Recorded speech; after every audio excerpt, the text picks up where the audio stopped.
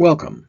I'd like to thank you for participating in today's webinar on gaining access to the K-12 reporting portal. This webinar was developed by the College Board. Here's our agenda for today. We will review obtaining access to the Managing Access to the K-12 Assessment Reporting Tool, granting access to the K-12 Assessment Reporting Tool, and accessing the K-12 Assessment Reporting Tool.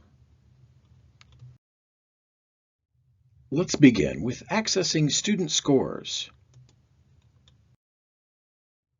To get started using the College Board's K-12 Assessment Reporting Portal, a user must have two things: a College Board professional account and access granted by the district or school's access manager.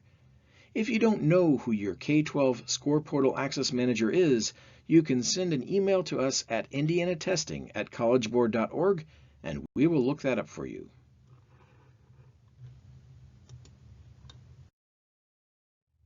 Each school should have at least one data access manager. This person is responsible for granting educators access to the K-12 reporting portal. This person is also responsible for revoking access for those educators who no longer work at your school. First, we're going to review how to obtain access to the Managing Access to the K-12 Assessment Reporting tool in order to grant access to the K-12 assessment reporting for others in your district or school. If you've been identified as your district or school's data access manager, you need to first log into your College Board account. This is what your landing page looks like. Click on My Dashboard. Look for Managing Access to Support K-12 Assessment Reporting under My Tools and Services. In the example provided on this slide, this service is not available and needs to be activated. In order to add this service, you should scroll down to the bottom of this page and look beneath the blue General tab. Find Managing Access to Support K-12 Assessment Reporting. Next to it, find and click on Get Access.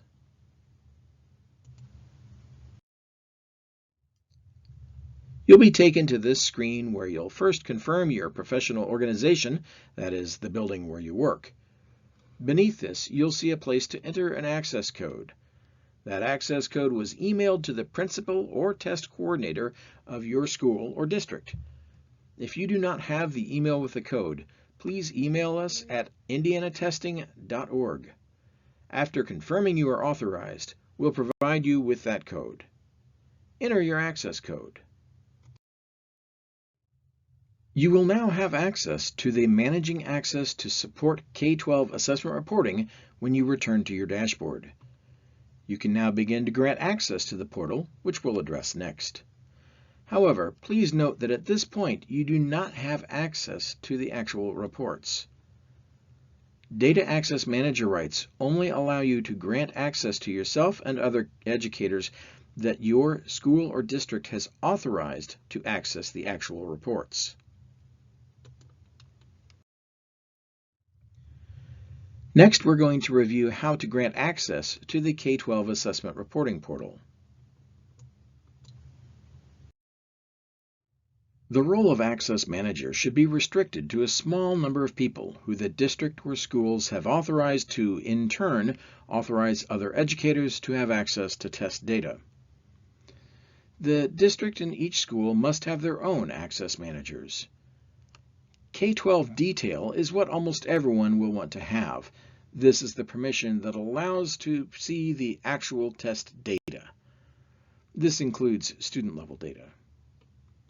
Summary Access would be an alternate access, similar to K-12 Detail, except there is no permission to see student-level data. File Downloads is needed for anyone who has a need for data files. For example, those who are responsible for integrating assessment information into student information systems, or counselors who need to download files of fee waivers to pass out to students who qualify.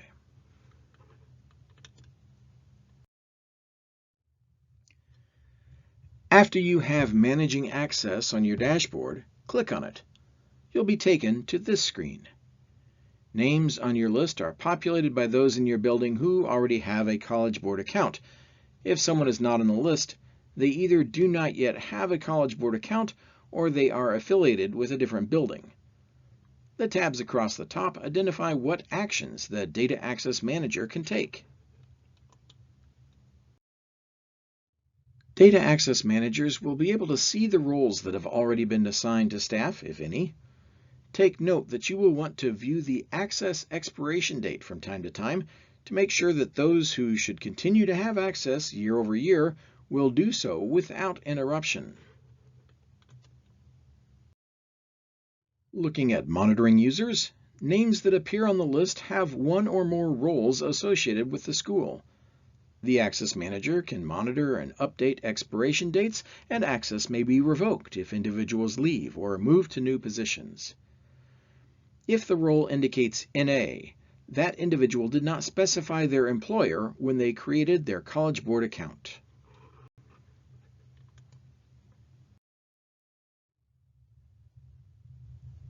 To assign roles to staff, follow these steps. Select the role that you would like to assign in the User Role dropdown. Update the user view using the Update View button. Check the box next to the name of the person whom you would like to assign to that role.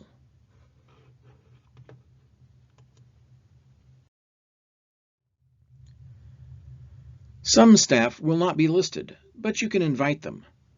Over the course of the year, Access Managers may need to add new district or school users. For each new user added, the Access Manager will need the first and last name and work email. Designate the high school and select an appropriate role for the user. The manager may grant multiple roles in the drop-down menu. Emailed invitations will provide a link to log into the educator portal once the recipient has accepted the invitation.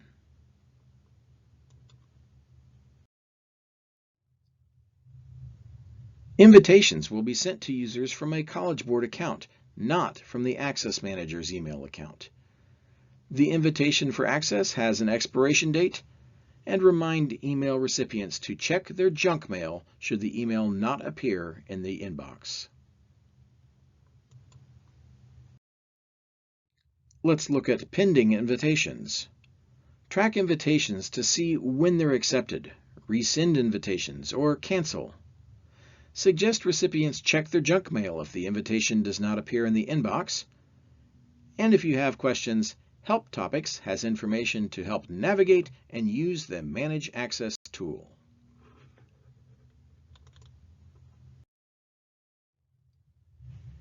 Now we're going to review how to access the K-12 Assessment Reporting tool. For those of you who may have accessed scores for PSAT NMSQT or PSAT 8-9 in the past and already used the portal, you just need to sign in to access scores. If you haven't used the portal yet, you'll need two things: a College Board professional account. If you don't have one, you'll need to create an account, and permission from your institution's Access Manager. Every school and district has an Access Manager. After creating a College Board account, you can sign in to the Score Reporting portal. If you haven't been granted access yet, contact the Access Manager, who can give you access to College Board tools, including the K-12 Assessment Reporting portal. Here is the sign-in page to the K-12 Educator portal.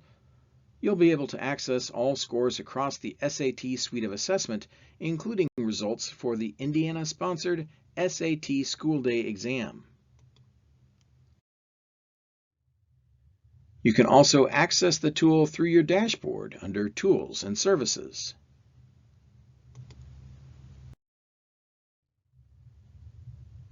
Here's a look at what users will find in the portal. The Score Reporting portal includes a Reports Center and a Download Center. You can access one or both of these depending on the role you were assigned. When you first log in, you'll be provided with an option to select a guided tour of the portal navigation.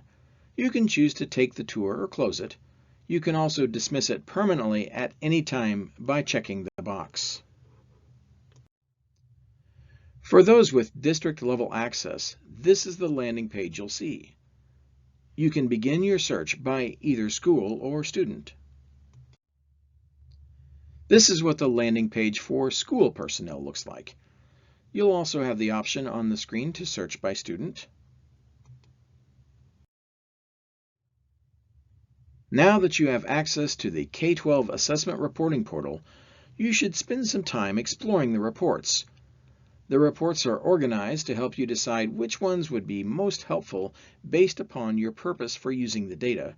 For example, if you're looking for data to help inform instruction, you should start with scores and benchmarks, instructional planning, and question analysis. All of the reports here are good choices if your goal is student intervention, curriculum and instruction review, or school improvement and accountability.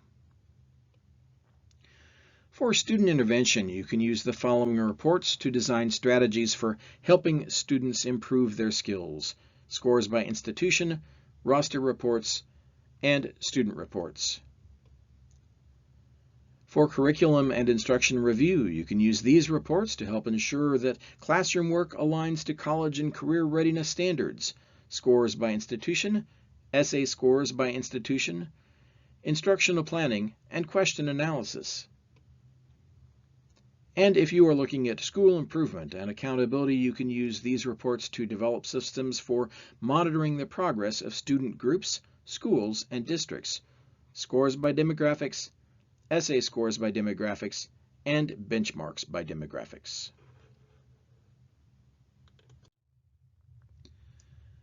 This concludes today's webinar on gaining access to the K-12 reporting portal.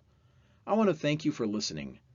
Please take this time to send us any additional questions you may have to indianatesting@collegeboard.org.